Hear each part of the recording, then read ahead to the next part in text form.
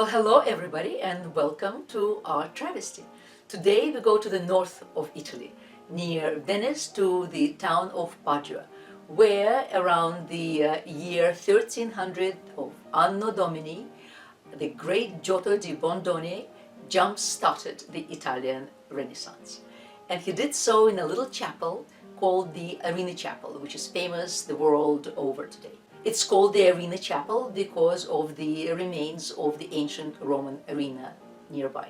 It is also called the Scravegni Chapel, after Enrico Scravegni, who was a wealthy banker in Padua.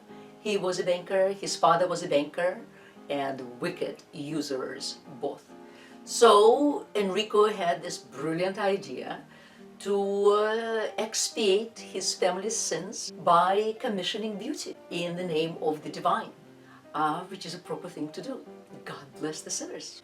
And it is to this chapel that he called Giotto di Bondone from Florence to decorate it. And he dedicated it to the Virgin Mary, to her Holy Son, and to salvation, primarily Enrico's own salvation.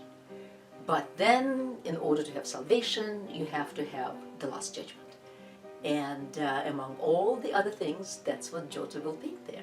He painted the Last Judgment.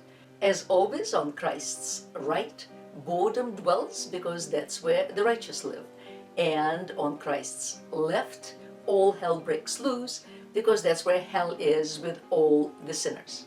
And there, Giotto placed a big, bad wolf, aka Lucifer, and around Lucifer there twists and turns and crawls the naked human flesh.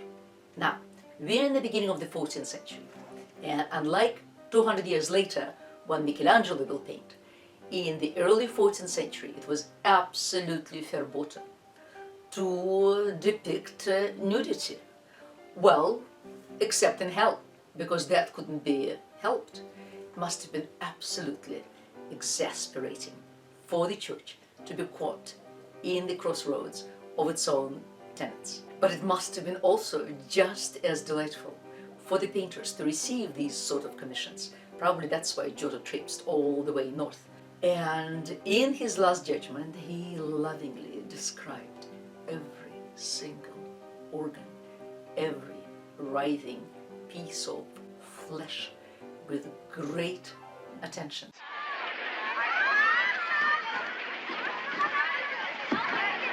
Here.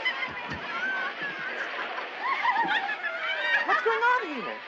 Daphne! Daphne, where are you? Daphne! It's not my fault. I didn't invite him. Come on, girls, break it up. And he did all of it in accordance with Dante's principle of retribution. Now, before Dante, no one really knew the relative gravity or levity of sin. I mean, say you are unfaithful to your spouse, to your partner. Does this count as the same as, say, selling your best friend down the river? I mean, both are betrayals, but which one weighs more? Well, Dante sorted it all out. As I mentioned earlier, in another of these installments, he divided hell into 9 circles, and depending on the gravity of your sin, the graver it is, the deeper you go. So, in terms of marital infidelity, because, well, he himself cheated on his wife, left, right, and center, so he placed marital infidelity in a very easy, comfortable second circle. But then treason, that he placed in the 9th circle. He also came up with this idea of retribution. So whatever naughty things you did in life, that's what's going to be done to you in hell.